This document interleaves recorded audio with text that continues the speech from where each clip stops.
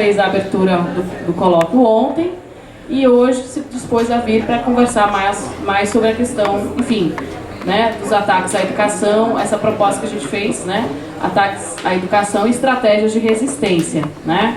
Então, a gente agradece muito, estamos muito felizes, né, de recebê-lo aqui.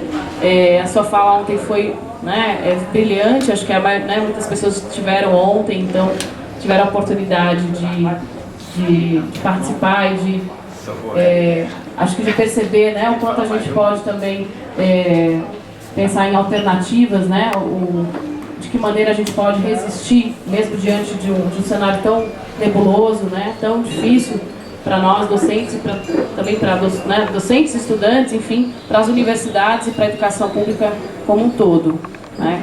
Então, é isso, sem mais delongas, né, porque nosso tempo é curto, né, a gente tem que aproveitar ao máximo. Queria só dizer, né, que, para quem não conhece, o professor Roberto Lerrer é professor titular da Faculdade de Educação da Universidade Federal do Rio de Janeiro e foi reitor, né, ex-reitor dessa mesma instituição. Então, passo a palavra e agradeço mais uma vez.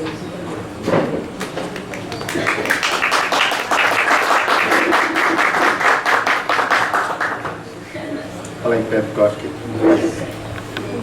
Bom dia a todas, todos. Muito bom estar aqui com vocês. Luciana, agradeço muito o convite. Quando, de fato, estava vindo para o evento do COBESC, Luciana entrou em contato se era possível. Bom, viabiliza essa agenda. Eu acho muito importante que nós tenhamos oportunidade de nos encontrar, refletirmos juntos sobre a situação complexa, difícil que estamos vivendo. E muito feliz também de estar na sessão sindical do nosso sindicato, encontrando amigos, amigas de muitas jornadas. Eu estive como presidente do ANDE Sindicato Nacional. Muitos de vocês não tinham nascido ainda, isso já foi algumas... Né, Cunha? Não faz tanto tempo, né? 2000, 2002. E também fui na sessão sindical da minha universidade anteriormente. Então é muito bom, eu encontro amigos, amigas, é muito feliz também encontrar os coletivos estudantis. É muito alvissareiro estarmos sempre com os nossos e nossas companheiras estudantes.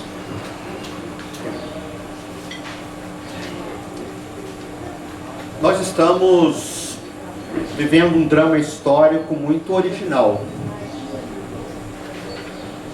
E seguramente os mais jovens, mesmo os que não são os mais jovens atualmente, não viveram uma circunstância como nós estamos vivendo no Brasil de hoje. É uma situação inteiramente nova. Mesmo quando comparamos o período autocrático da ditadura empresarial militar, que tinha diferenças em relação ao que nós estamos vivendo no Brasil hoje. Seguramente o momento que marca uma inflexão profunda na conjuntura brasileira foi o golpe de 16, em que ficou evidente que a saída da crise buscada pelo bloco de poder, e aqui eu estou me apropriando de um conceito do Poulanças, que a coalizão de setores dominantes constitui um bloco que tem hierarquias das frações burguesas, e essas hierarquias expressam as correlações de forças do próprio movimento do capital. No caso brasileiro, é óbvio que as frações burguesas que estruturam o bloco no poder são as frações financeiras, mas que elas não existem de maneira autônoma, elas estão muito imbricadas com as demais frações. E a saída vislumbrada da crise pode ser sintetizada pelo apoio que os setores dominantes dão a duas reformas estruturantes de uma nova relação entre capital e trabalho no Brasil. Primeira reforma trabalhista, em que se institui uma flexibilização laboral muito selvagem no Brasil. E a segunda emenda 95. A partir desses dois referenciais, evidentemente nós temos uma outra forma de estruturação do Estado. E essa outra forma não poderia ser democrática. Daí nós temos, né, o golpe em 16, e particularmente a partir deste momento nós vamos ver cada vez mais uma ofensiva muito conservadora. Os valores conservadores vão ganhando muito auditório no país, vão ganhando muita escuta com técnicas de persuasão, como nós já tínhamos visto em processos diferentes, né, como é o caso da eleição do próprio Trump. E é neste ambiente complexo, em que talvez a melhor categoria de análise seja a que Florestan Fernandes fez sobre a particularidade do capitalismo dependente no Brasil, é nós pensarmos em termos de uma autocracia burguesa. Florestan, quando trabalha essa categoria autocracia burguesa, ele foi muito criticado na época, porque ele elabora isso num livro muito importante que ele escreveu, chamado A Revolução Burguesa no Brasil. Isso diz respeito a uma conjuntura do final dos anos 70, quando nós já temos um movimento crescente de lutas sociais no Brasil, de reorganização da sociedade civil, um momento de complexificação da política no Brasil, em que já no final dos anos 70 nós vamos ter a criação da associação que gera o ANDE Sindicato Nacional, reorganização do movimento estudantil, reorganização dos setores sindicais, mas sobretudo reorganização dos setores dominantes também. E toda a análise daquele momento parecia estar indicando que o Brasil entraria num contexto democrático, em que este contexto democrático, na concepção comum, não só do senso comum presente na sociedade, mas também muitos analistas, forças políticas, de que caminharíamos progressivamente para a consolidação de um país referenciado em fundamentos democráticos liberais. A Constituição de 88, de certa forma, confirma isso. Então, quando Florestan analisa como se dá o capitalismo dependente no Brasil e como que as nossas frações burguesas operam o capitalismo dependente, ele conclui que estruturalmente o padrão de acumulação no Brasil pressupõe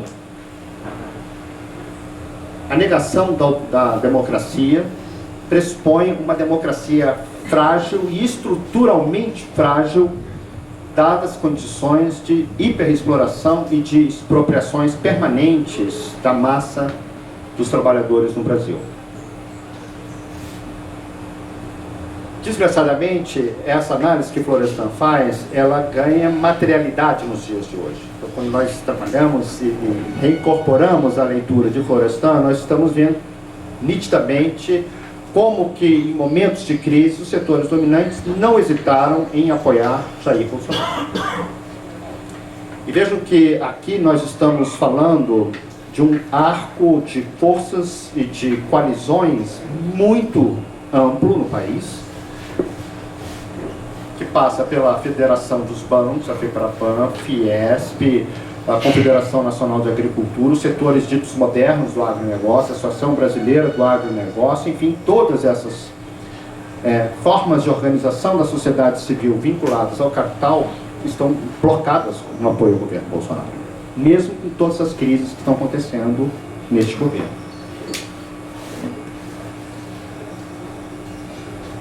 Ontem eu chamava atenção para um momento diferente da conjuntura, e isso diferencia a situação atual do período da ditadura empresarial militar, que diz respeito a mudanças que estão acontecendo no Estado brasileiro, que estão, digamos, quase que fagocitando todas as estruturas que contêm inteligência no âmbito do Estado.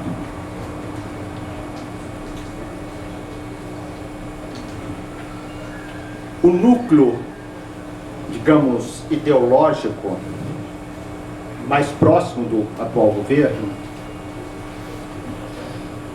que pode ser sintetizado, digamos, na perspectiva do Olavo de Carvalho, que na realidade não é algo original, porque ele copia o que o Steve Bannon fala, tem como referência principal uma narrativa que tem muita eficácia, de que nós vivemos um momento da humanidade em que os valores ocidentais estão em risco. E os valores ocidentais, eles sintetizam como a perspectiva muito teocêntrica de que estamos perdendo, estamos retirando da nossa alma a existência de Deus. É um mundo demasiadamente materialista, é um mundo muito referenciado em valores que eles qualificam como marxismo cultural, nas questões diferentes, a sexualidade, as formas de expressão, de amor, enfim, da forma como nós pensamos a nossa interação com a natureza. E Steve Bannon, ele argumenta que estamos num contexto civilizatório, digamos assim, em que a herança iluminista e a herança da Revolução Francesa devem ser destruídas. E é importante que nós não percamos de vista o que eles chamam de destruição desses valores. Eles não estão se referindo a um embate de ideias. Eles não estão se referindo a uma batalha de ideias. Eles estão se referindo à necessidade de destruir essas concepções de mundo por métodos que surpreendam todos aqueles que fazem política, que pensam a sociedade com base na razão.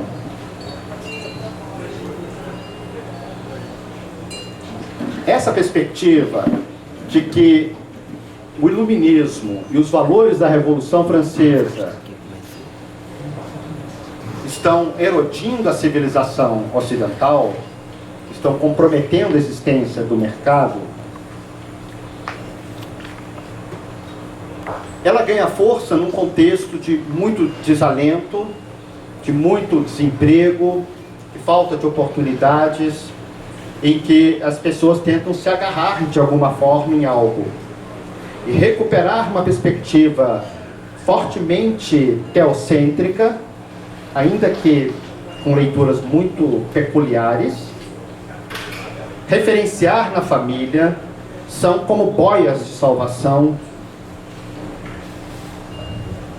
que estão sendo fortemente utilizadas, e de que existem ameaças ao mundo ocidental, e essa ameaça aos valores liberais democráticos tem a ver com, liberais democráticos entre aspas, óbvio, tem a ver com também a imagem de que temos inimigos permanentes desses valores que eles difundem. E essencialmente o que eles chamam de marxismo cultural, os imigrantes, etc., são expressões dessas ameaças. É um discurso muito irracionalista, no sentido de difundir um irracionalismo, mas que ganhou muito auditório e surpreendentemente ganhou muito auditório. As técnicas de difusão dessas formas ideológicas estão presentes em técnicas sofisticadas de comunicação. A Cambridge Analytica, eu acho que é um exemplo vivo disso, de como que, estudando o comportamento individual de cada pessoa que acessa o Facebook, é possível você ter um perfil de cada ser humano. E esse perfil de cada ser humano tem a ver com a maneira como ele pensa a economia, como ele pensa a sexualidade, tem a ver como ele pensa a religião, tem como ele pensa a gastronomia, a cultura, a arte, enfim, são algoritmos que vão compondo um perfil, e a comunicação que eles fizeram foi muito bem feita nesse sentido, porque fala para o indivíduo. A imagem da bolha muitas vezes não é boa, porque parece que é uma fala por atacado para um conjunto, e na realidade não é uma fala por atacado, é uma fala individualizada, que é muito persuasiva, e isso chega, de fato, ao conjunto das pessoas. O atual ministro da Educação, no chamado Fórum Conservador das Américas, que foi convocado pelo, não sei se 01 ou 02, da família, enfim, o Eduardo Bolsonaro, que é o 03, o embaixador, né? Ele convoca, junto com outros setores ultradireitistas e tal, e o atual ministro da Educação, ele diz o seguinte: quando algum comunista vier com um papo nhonhonhon, faça como Olavo de Carvalho diz para fazer, xingue. E se for argumentar, nunca utilize premissas racionais. Nunca utilize argumentos racionais. É uma síntese muito verdadeira do que nós estamos vivendo. É uma síntese muito verdadeira do que nós estamos vivendo. E essa forma de fazer política e de trabalhar os conflitos e fazer os enfrentamentos,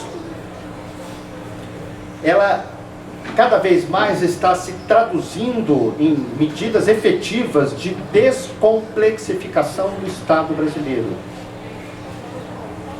com base em argumentos profundamente irracionalistas. E isto, insisto, é novo. Nenhum de nós viveu isto no país. Desde os anos 30 no Brasil, nós temos um processo paulatino de complexificação do Estado brasileiro. Nós vamos ter na reforma do governo Vargas o DASP, que é uma espécie de área administrativa que tenta difundir no Estado brasileiro uma administração racional baseada em conceitos da administração científica, entre aspas. Mas é o momento que nós vamos ter o CNPq como uma estrutura para apoiar a ciência, a CAPES, com Anísio Teixeira. Nós vamos ter a constituição do Instituto Tecnológico da Aeronáutica, a federalização das universidades federais, é o momento que grande parte das universidades federais é constituída. E é também um momento em que, também no período da ditadura empresarial militar, nós vamos ter uma complexificação acelerada do Estado em todos os domínios. A ditadura precisava operar um Estado com inteligência para que o país pudesse ter uma plataforma, pudesse constituir como uma plataforma para o capitalismo monopolista que estava em consolidação na América Latina naquele momento. Por isso temos um ciclo de golpes. E vejam que o Brasil rapidamente passa a operar tecnologias muito sofisticadas. Indústria aeroespacial. O Brasil vendia aviões para os Estados Unidos. Nós vamos ter tecnologia de satélite, tecnologia nuclear. Teremos uma estrutura sofisticada para a área da agricultura, para um modelo conservador, né, chamada Revolução Verde. Sem Embrapa isso não teria acontecido. E em todas as esferas, o Estado se complexifica. E não é casual que é no período da ditadura empresarial militar que nós vamos ter a pós-graduação implantada no Brasil. Nós temos que lembrar que em 63 nós tínhamos menos de 40 programas de mestrado e doutorado no Brasil. Menos de 40. No que convencionalmente nós chamamos o último ano da ditadura, 1985, nós vamos ter 1.116 programas de mestrado e doutorado. Então, nessa ótica, é inquestionável que nós temos uma complexificação sem precedentes do Estado brasileiro. É o momento que nós vamos ter a consolidação do Instituto Nacional de Pesquisas Espaciais com tecnologias de satélite, nós vamos ter o BNDES, que é o Planejamento Econômico, a FINEP, teremos, enfim, uma série de estruturas e aparatos sofisticados dentro de um projeto conservador, mas uma estrutura estatal muito sofisticada. E causa perplexidade o fato de que o governo Bolsonaro está cuidadosamente desconstituindo essa estrutura de Estado. Então, quando o Instituto Nacional de Pesquisas Espaciais afere, por meio da tecnologia de satélite, que existe áreas muito extensas da Amazônia que estão sob chamas, a reação do governo imediata é golpear o INPE e retira da direção do INPE o Ricardo Galvão, que, é importante lembrar, não é uma pessoa que vem do campo da esquerda.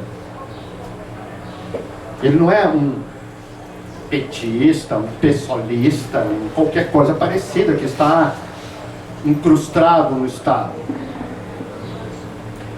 Ele é um brilhante cientista, mas não é uma pessoa, seguramente, que vem do campo da esquerda. E a mesma coisa começa a acontecer com todas as estruturas do Estado. Isso vai acontecer com o IBGE, quando o IBGE constata o aumento do desemprego e da precarização. E quando o IBGE captou que existia uma leve redução do desemprego aberto, mostra que a melhoria do indicador de emprego era com as piores condições de trabalho precário. O IBGE é golpeado a ponto de mudarem toda a metodologia do censo que está sendo elaborado no próximo ano. Inclusive retirando da análise do censo questões relativas à agricultura familiar, retirando do censo questões relativas a desemprego e assim vai. Se nós examinarmos os conselhos que funcionam no Estado, para que o Estado possa tomar decisões com base em evidências científicas, nós vamos constatar que 80% dos conselhos já foram fechados. E os conselhos que sobreviveram, Conselho Nacional de Meio Ambiente, entre outros, foram inteiramente redefinidos. Todos os membros da comunidade científica estão sendo varridos desses conselhos. Todos os membros. E aqui, vejam, não estou me referindo às pessoas que vêm da comunidade científica com uma tradição de um pensamento progressista, que tem origem na esquerda. Não, todos.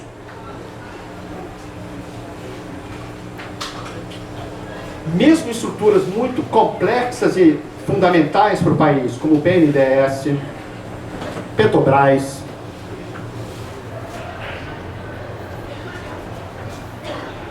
o IPEA, todas essas estruturas de planejamento estatal estão sendo erodidas, têm a sua direção modificada no sentido de retirar os membros que provém da comunidade científica.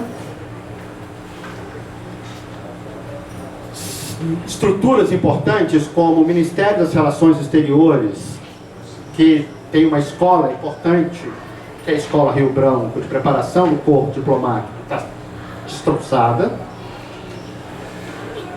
Todas as estruturas do Estado estão sendo desconstituídas no que diz respeito à inteligência contida no Estado. Eu estou colocando no cabide qual é a natureza dessa inteligência. Todos nós podemos problematizar a alternativa do país pensar apenas em estruturas de energia que têm alto impacto ambiental, com grandes hidrelétricas e a extração de petróleo em águas profundas. Mas é indubitável que, a despeito de todo o debate que nós podemos fazer, termos tecnologia de prospecção de petróleo em águas profundas na conjuntura atual é necessário. Frente a este quadro, nós temos que nos indagar como que os setores dominantes interagem com isto. Estão de acordo com o que está acontecendo? Ou isto, digamos, é uma ação do fundamentalismo, né, do núcleo duro do governo? Quando nós examinamos o bloco no poder, e aí particularmente a condução da área econômica feita pelo ministro Guedes, nós vamos constatar que a sua lógica de organização da política econômica provém de Chicago, ele vem da escola de Chicago, que é o centro de pensamento mais importante da difusão de um pensamento econômico neoliberal. É onde sai Friedman, Schultz, né, todos os grandes teóricos do capital humano e das políticas neoliberais. E nós vamos constatar que Guedes, referenciado na perspectiva ultra neoliberal, se apropria de uma perspectiva que está presente no pensamento de Hayek sobre o que seria o liberalismo no Brasil. Observem que permanentemente ele está dizendo o liberalismo no Brasil só vai existir quando acabar a Constituição de 88. Na mensagem que ele enviou para o Congresso do Orçamento de 2020, ele fala explicitamente isso. Nós não podemos continuar como herdeiros de constituintes mortos, de valores que acabaram e não podem mais se sustentar, que estão presentes na Constituição de 1978.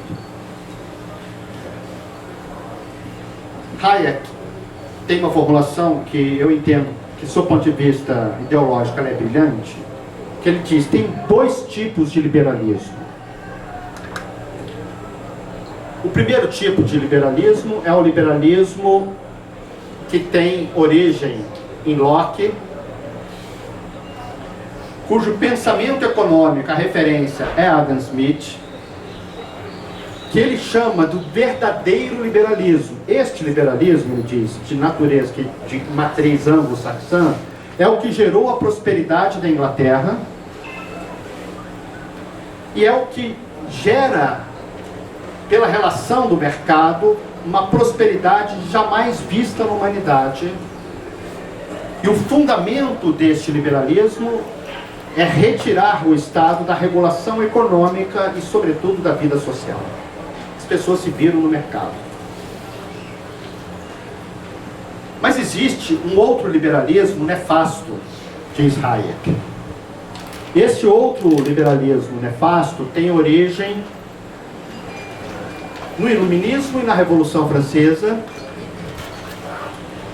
sobretudo na Revolução Francesa, e que ele chama de um liberalismo baseado no construtivismo social. Por que construtivismo social? Que na análise do Hayek, a Revolução Francesa, quando celebra o valor liberal mais importante, que é a liberdade, associou a liberdade a duas outras dimensões: a igualdade social e a fraternidade. Essa vertente, diz Hayek, é uma vertente que tem como fundamentos uma concepção de Estado que está em Rousseau e em Hegel, que preconiza, conforme Hegel, um Estado ético.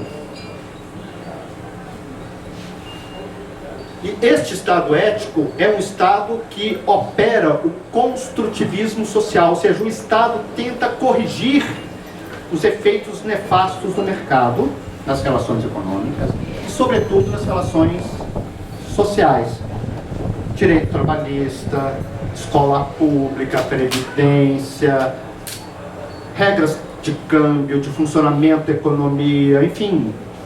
Isto, na perspectiva do Hayek, é uma deformação do liberalismo que gerou, na análise dele, o socialismo. Essa vertente, que tem referência em Rousseau e Hegel, gera um pensamento socialista. E nisso ele tem toda a razão. É isso mesmo, gera o socialismo. Este falso liberalismo tem que ser destruído. O que Guedes está fazendo? destruindo a perspectiva do construtivismo social, com toda a polissemia que nós queremos dar a este termo. Quando Guedes diz a Constituição tem que ser varrida, ele está justamente argumentando que vinculação de recursos para a saúde, para a educação, seguridade social, tudo isso tem que ser desconstituído.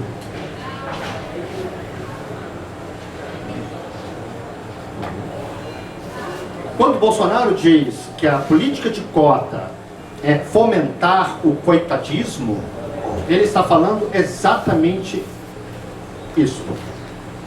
Ele está falando exatamente isso. Veja que convergência estranha. O grupo irracionalista, fundamentalista, quer destruir o iluminismo, os valores iluministas e da Revolução Francesa por uma questão de concepção de mundo. Mas o grupo econômico, pretensamente racional, laico, secularista, também quer destruir a herança da Revolução Francesa e do iluminismo por um motivo econômico. E não é casual que nós temos essa estranha convergência de setores fundamentalistas com setores econômicos que são, a princípio, secularistas. Nós poderíamos nos perguntar, mas será que todos os setores dominantes estão a favor disso? Ou será que isso é só uma fração financeira? Como reconfigurar o Estado brasileiro de maneira coercitiva por meio de uma lei de ferro? Os setores dominantes estão fazendo isso por meio da Emenda Constitucional 95, que impõe uma reforma do Estado, cujo desdobramento, entre aspas, natural, é a reforma da Previdência, é a privatização da educação, é o fim do Sistema Único de Saúde, é o fim da política de ciência e tecnologia, é o fim do fomento à área científica no sentido mais amplo, como tivemos com altos e baixos no Brasil, é o fim de qualquer perspectiva de reforma agrária, de apoio à agricultura familiar, etc. A Emenda Constitucional 95 é uma lei de ferro, é uma lei que constrange, induz, impõe uma reforma não consentida de Estado. E é neste ambiente que nós temos medidas como Futures. É neste ambiente que nós temos uma série de medidas que, no orçamento de 2020, vão fazer com que os recursos da CAPES, que neste ano, com 4,4 bi, não conseguimos pagar as bolsas, no ano seguinte, 2020, terá apenas 2,2 bilhões. O que significa a inviabilização do pagamento das atuais bolsas. O corte de 30% das universidades, que eles vão pingando aqui e ali para tentar minorar a rebelião, sobretudo dos estudantes, é estrutural, não é uma medida mais conjuntural. Nós já vivemos outros momentos de restrição orçamentária, de contingenciamentos muito selvagens, como de 2014 para 2015. Naquele ano o FRJ perdeu 70 milhões do seu orçamento, que nunca mais foram recuperados, diga-se de passagem. E todas as universidades, em proporções diferentes, viveram cortes semelhantes. O que nós temos agora é uma estrutura coercitiva sobre o Estado. A Emenda 95, ela, de fato, redesenha a possibilidade da existência de um Estado com alguma dimensão social. O orçamento das despesas primárias, vocês lembram que a Emenda 95 dividiu as contas públicas brasileiras em duas contas. Uma conta são os gastos financeiros, não tem nenhum limite, não tem nenhuma restrição, não tem nada que regule a expansão desses gastos. Não tem nenhuma norma que regula isso. Um outro conjunto de despesas são chamadas de despesas primárias. As despesas primárias são todos os gastos públicos que nós temos no Estado brasileiro.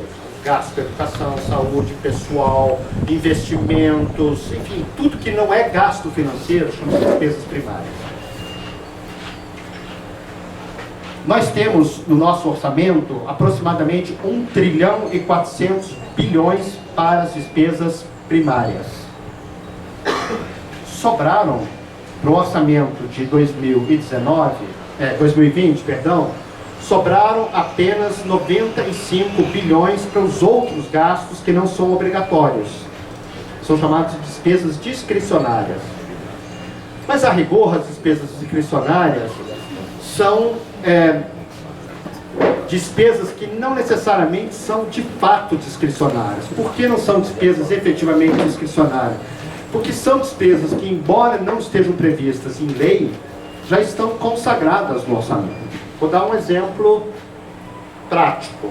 Os gastos com o Programa Nacional de Alimentação dos Estudantes das escolas públicas.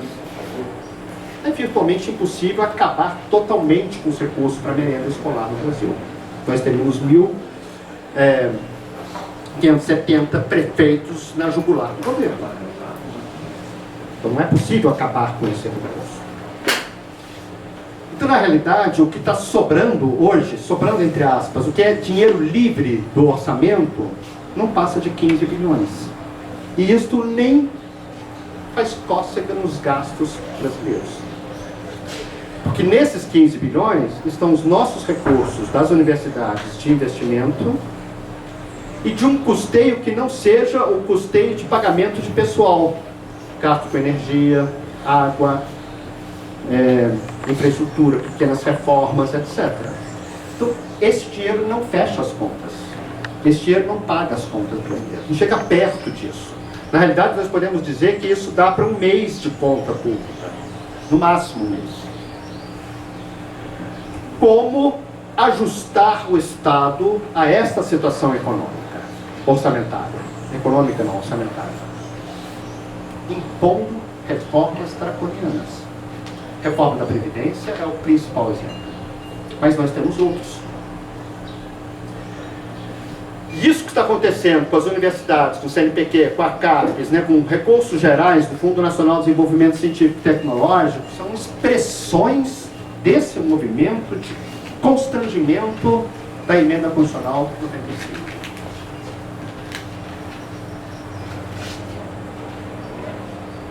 Se nós pensarmos em termos econômicos, será que os setores dominantes do Brasil se ajustam a este Estado? Desgraçadamente, nós vamos ver que estão se ajustando a esta situação, tanto que há um consenso em todas as frações burguesas de que a emenda 95 não é passível de ser modificada. Todos os setores concordam. Dos mais refinados, Armínio Fraga, etc., da Casa das Garças, aos mais toscos, como o dono da Ravan e outros, pegando todo esse espectro, há um consenso de que não se mexe, porque é isso que vai fazer a reforma do Estado, é isso que vai acabar a Constituição de 88. Se eles apresentassem um projeto de mudança constitucional que suprime a Constituição de 88, geraria um levante social. Mas eles estão fazendo isto sem dizer que estão fazendo isto. O que é o Futurice deste contexto? Veja que o Futurice nos permite uma leitura muito interessante da realidade brasileira e, sobretudo, a situação da universidade, da ciência e tecnologia no país. Qual é o argumento ideológico mais forte do Futurice? É de que nós temos que dar um choque de realidade nas universidades para que elas passem a interagir com o setor produtivo. A Universidade Brasileira faz ciência, eles reconhecem, sim, ciência de baixa qualidade, sem impacto mundial, não é uma ciência de verdade, enfim, mas o Brasil está lá, o 13º país de maior produção científica mundial, enfim. Mas nós não fazemos pesquisa e desenvolvimento, nós não sabemos fazer inovação tecnológica e o que a universidade faz não chega à sociedade. Obviamente isso é uma premissa falsa. Obviamente o que nós fazemos chega cotidianamente a toda a sociedade. Quando você vai num posto de saúde, numa área popular, em que uma enfermeira começa a achar que é estranho que mulheres que passam a ter seus bebês com microcefalia, mas isso não está dentro de uma taxa normal. E pergunta para uma médica o que ela acha disso também, as duas discutem e dizem, não, de fato, isto não é algo que está dentro de uma normalidade, essa taxa de bebês com microcefalia. E começam a tentar entender e falam, reparem que todas essas mães tinham alguma arbovirose. E é desta pergunta, é que as pesquisas chegam à Fiocruz, ao FRJ, demais universidades brasileiras, e aí começa a haver uma pergunta, microcefalia tem a ver com a arbovirose? Veja que é uma pergunta dramática. Imagine para vocês, particularmente as mulheres, no momento da natalidade, ter medo que seus filhos nasçam com microcefalia porque foram mordidos por um mosquito ou qualquer outra coisa parecida? Como assim? E essa relação é evidenciada em trabalhos brilhantes que foram feitos nas nossas universidades públicas, na Fiocruz, que constatam que sim, o vírus da Zika deforma a neurogênese e, portanto, a microcefalia, de fato, é cientificamente comprovado como consequência da ação dos vírus. Em todas as dimensões da nossa vida, os alimentos que chegam, isso tem a universidade, tem a Embrapa, tem as instituições públicas de pesquisa. Todos nós sabemos disso. Na argumentação deles, não.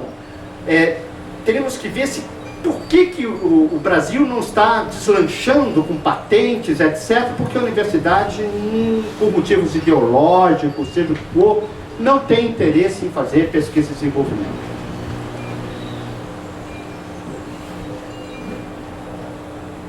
Teremos muitas reflexões a fazer sobre a relação universidade e empresas.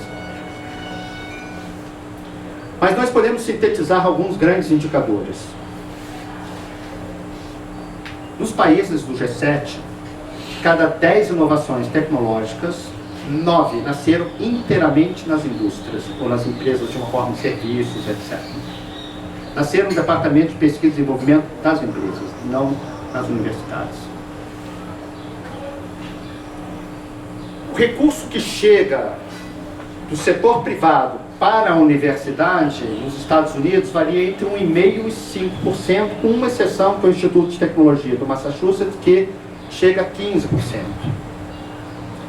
As universidades estadunidenses recebem pouco dinheiro do setor privado.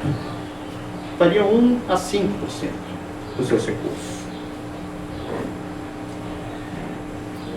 Quando nós analisamos o número de patentes nas universidades estadunidenses, é muito baixo.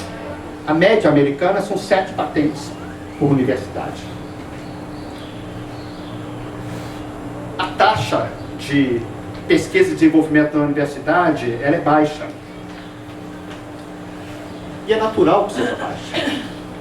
Porque a pesquisa e desenvolvimento envolve uma dimensão de conhecimento que, se a empresa não tem setor de pesquisa e desenvolvimento, não sei, seus próprios laboratórios, ela não deslancha. Exemplo brasileiro clássico, a Petrobras. Por que a Petrobras tem pesquisa e desenvolvimento? Porque eles têm um mega centro de pesquisa chamado CENPES, um mega centro, sofisticadíssimo, enorme, está dentro do campus da FRJ, em que as universidades interagem de forma virtuosa. Insisto, virtuosa. De fato, a universidade produz um conhecimento tecnológico original para os estudos, corrosão de materiais, resistência de materiais, estudos sobre correntes, enfim, o diabo. Então a pesquisa e desenvolvimento funciona por quê? Porque temos a Petrobras. Se a Petrobras fechar o CENPES, nós não teremos mais pesquisa e desenvolvimento na área de petróleo e gás. E por que existe recurso? Porque como temos a Petrobras, temos prospecção de petróleo, em enorme escala, no Brasil, grande parte hoje já do pré-sal, Esta prospecção de petróleo permite uma renda do petróleo em que 1% dessa renda do petróleo vai para pesquisa e desenvolvimento obrigatoriamente, por lei, que aliás eles querem acabar também. 0,5% na própria empresa, 0,5% em institutos de pesquisa, entre os quais universidades. Então gera um processo virtuoso de pesquisa, porque tem recurso, tem cadeia produtiva, funciona. Não tem cadeia produtiva, não funciona. Quando o governo diz que as empresas estão ávidas para aplicar recursos nas universidades, eles têm que demonstrar empiricamente quem? Excetuando a Petrobras, parcialmente a Embraer durante algum tempo, porque ela foi adquirida pela Boeing. O que nós temos são pequenos nichos aqui e ali, que se somarmos esses recursos todos, não estamos falando aqui de, sei lá, 1 bilhão, para todas as universidades, não chegaria a isso.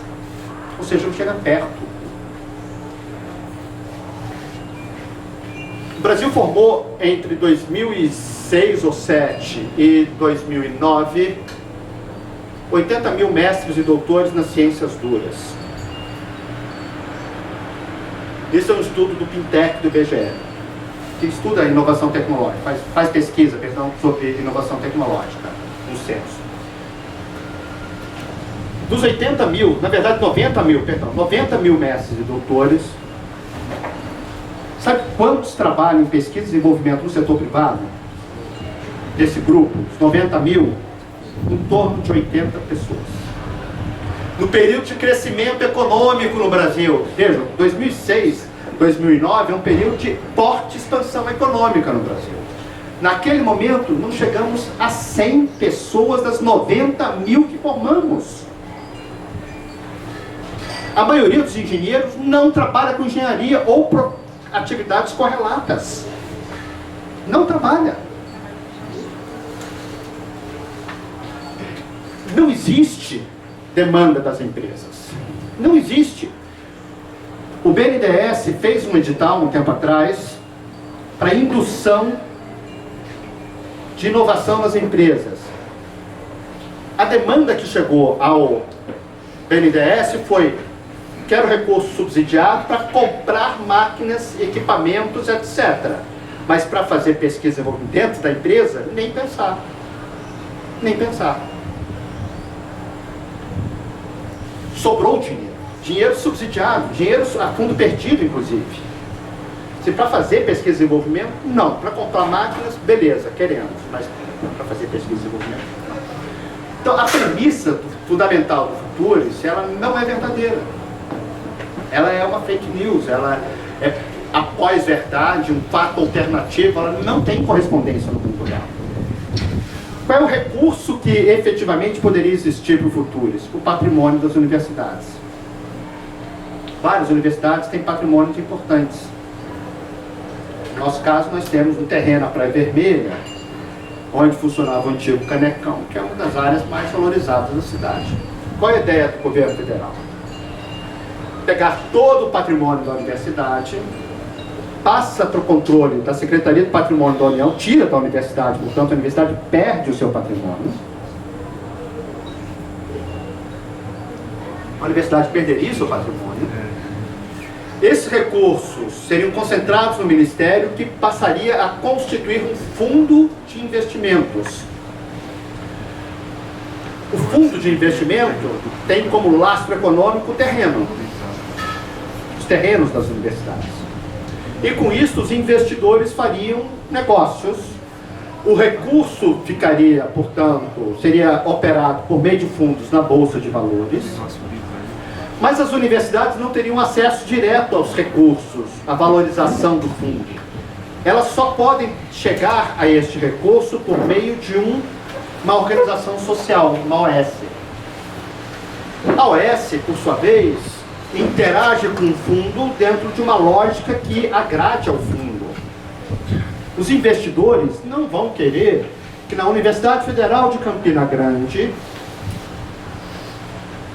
o investimento que a universidade queira fazer seja melhorar o campo das humanidades. E isso não é um bom negócio. Não seria uma sinalização correta para o campo. E a organização social, como está no projeto do Futures, ela dispõe sobre a pesquisa, a inovação e, em grande parte, sobre o ensino. Ora, para que conselho universitário? A rigor, para que reitor? Reitora? Para que dirigentes das universidades? Por que falar em autonomia?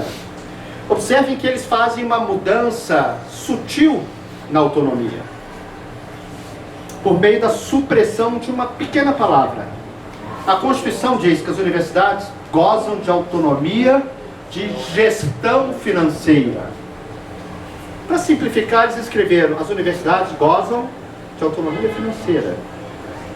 Quando eles dizem a universidade goza de autonomia financeira, o que eles querem dizer verdadeiramente? As universidades devem se virar e captar recursos no mercado. Esta é a lógica. Esta é a lógica. Portanto, as universidades estariam sob o comando das OSs.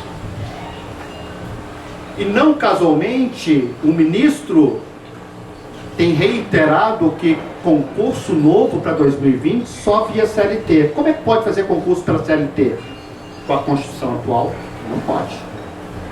Com a Constituição atual não pode. Tem decisão do Supremo que afirma que autarquias, fundações públicas não podem fazer concursos diretamente pela CLT. Aí precisaria de um outro ente. Eles dão o exemplo da EBSER, que poderia ser uma OS, que contrataria, faria os concursos, aí sim podem ser feitos pela CLT. Então a contratação, os novos servidores, docentes, técnicos administrativos, seriam funcionários da OSX, e não mais da Universidade Federal de Campina Grande. Junto com isso, nós temos uma série de medidas. Eu já vou concluir com isso, na análise do Futures, que dizem respeito ao fim da dedicação exclusiva, que diz respeito a mudanças na carreira, que diz respeito à cobrança, à possibilidade de acesso aos hospitais universitários via planos de saúde, o reconhecimento de diplomas, mudando a LDB por empresas privadas e não pelas universidades públicas. Ou seja, quando alguém tem um diploma feito no exterior, ele tem que ser validado por uma universidade pública, é o que está na LDB. Mas agora eles propõem mudança na LDB, que as instituições privadas, aí vem todo o sistema da mercantilização, enfim, que eu, se tiver tempo, depois falo no debate, para não me alongar, que eu já falei muito. Mas enfim, este é o quadro do Futures. Este é o quadro do Futures. Frente a essa situação muito complexa, eu penso que nós temos alguns grandes desafios. Eu vou tentar, pelo menos, pontuar 3 ou 4 pequenos grandes desafios. O primeiro grande desafio: a universidade brasileira, a meu juízo, deve interpelar o país. Isso significa que nós precisamos falar para o conjunto da sociedade brasileira, para os trabalhadores, para as trabalhadoras, a partir de uma proposição, de uma formulação das universidades. Nós não devemos ter uma postura puramente reativa, mas nós devemos afirmar concepções.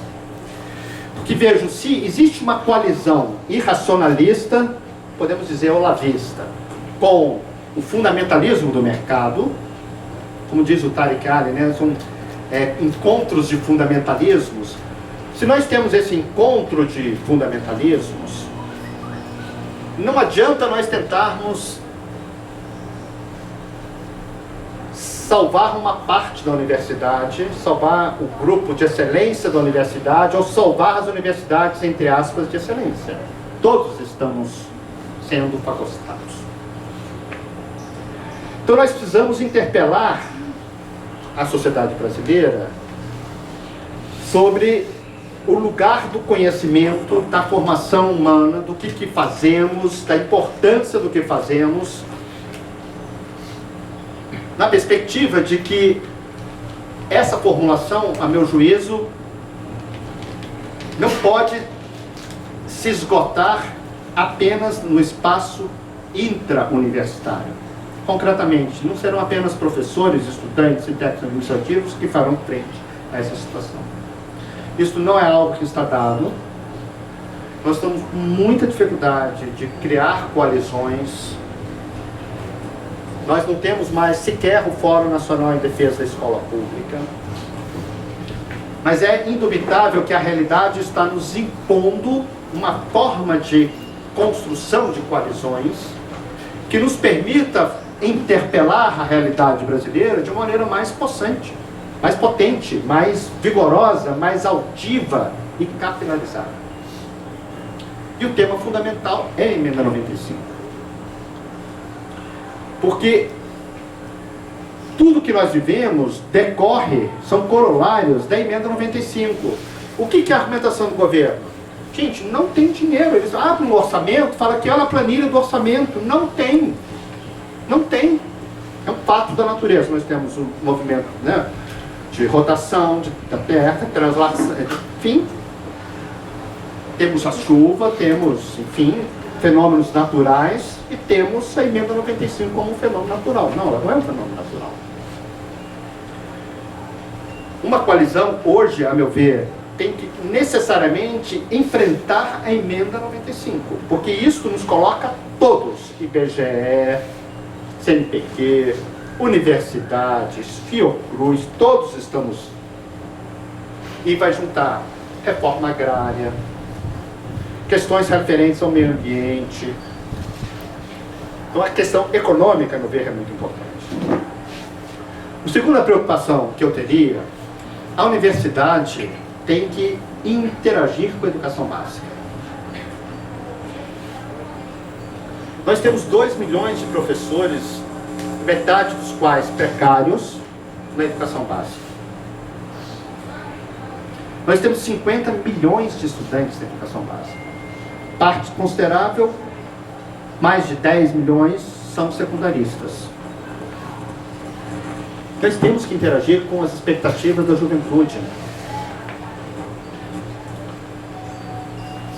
Com essas mudanças que estão acontecendo, não tem assistência estudantil viável para os próximos anos.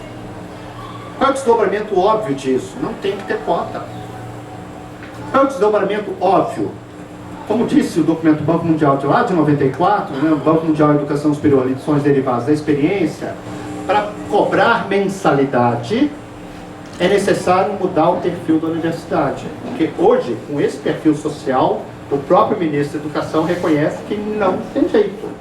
Não dá para cobrar porque tem pobre demais. Interagir com a juventude, com a educação básica, a meu ver, é um tema fundamental. Porque também a formação de professores, e tratamos disso ontem, no Brasil, está sob controle das corporações. É curso de educação à distância, de baixíssima qualidade. Enfim, nós estamos perdendo um vínculo com uma massa enorme de pessoas. Estamos falando aqui de mais de 100 milhões de pessoas. Temos 50 milhões de estudantes.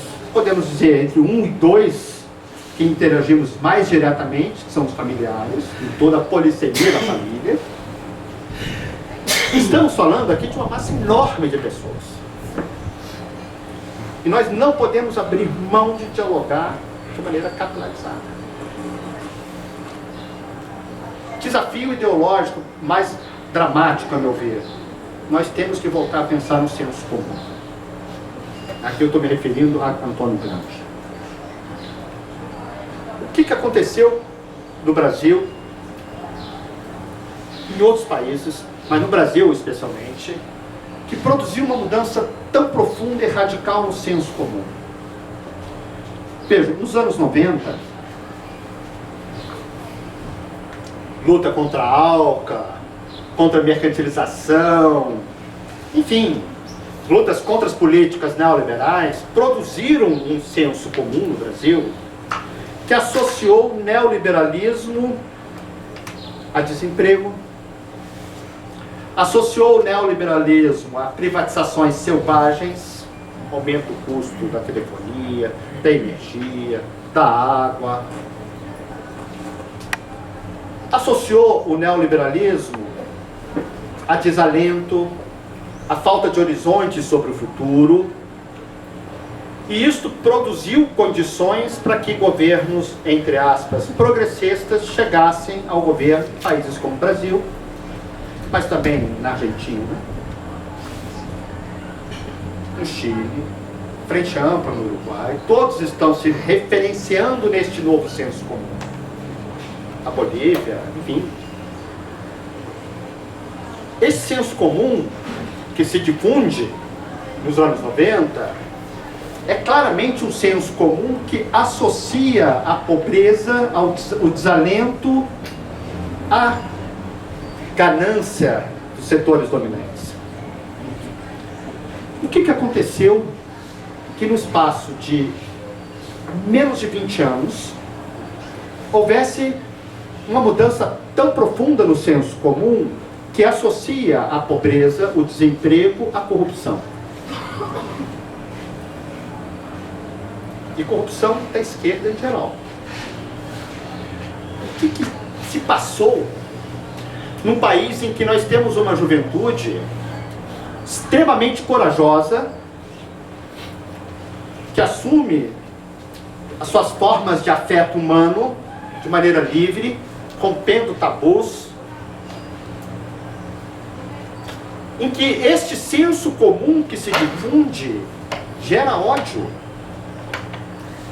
racismos, todas as formas de homofobia, etc. Como é que é possível uma mudança tão rápida? E a pergunta fundamental que a esquerda tem que se fazer: o que nós temos a ver com o senso comum? Nós dialogamos, sabemos prosear com o povo, nós sabemos interagir com a massa da população.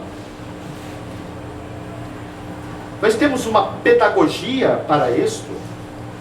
E veja que nós temos uma tradição pedagógica que sempre falou nisso. Está em Paulo Freire e vários outros.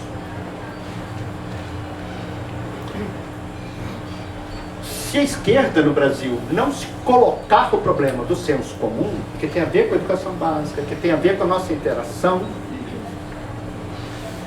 com diversos setores da sociedade, a meu ver, nós estamos numa situação muito difícil, porque não haverá movimento sustentável que produza mudanças na correlação de forças de maneira construtiva em termos do bem viver para os povos, sem mudança no senso comum. Isso é parte de um processo que envolve um aprendizado de luta, sem dúvida. A experiência do desemprego, da exploração, das expropriações podem e devem e produzem mudanças na consciência, mas nós temos que ter um trabalho deliberado. Este trabalho deliberado só vai existir se tiver coalizões. Porque nenhuma força política no Brasil, nenhuma coalizão regional fracionada é capaz de empreender um movimento de mudanças no senso comum. Nenhuma. Vejam que os setores dominantes operaram na forma de um partido político, usando o conceito de partido gramsciano. O que foi a participação das forças pentecostais e neopentecostais nas eleições do Brasil? Eles agiram como um partido. E nós temos um desafio na questão do senso comum, ao meu ver, que tem que ser colocado como um grande desafio do conjunto das forças democráticas do nosso país. Finalmente, eu entendo que nessa reflexão toda que nós estamos fazendo, nós temos uma qualidade nova para a reflexão. Não dá mais para se agarrar a ilusões. Nós não podemos tentar nos agarrar a ilusões. Nenhuma medida efetiva de mudanças hoje será passível de produzir algo construtivo no Brasil se nós não aprofundarmos de maneira mais radical sobre o que estamos falando quando defendemos a educação pública.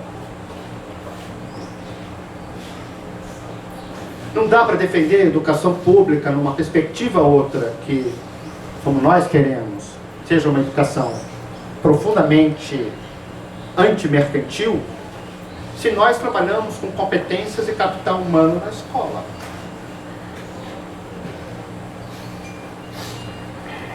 E assim vai em todos os domínios, na reforma agrária, em qualquer outro tema social. Nós temos dilemas que são reais, mudanças climáticas, enfim. Todos esses grandes dilemas que nós estamos vivendo exigem uma radicalidade de concepção sobre o que é a economia, o que é o mundo do trabalho, como que se dá uma perspectiva hoje de um metabolismo para a natureza que não seja destrutivo.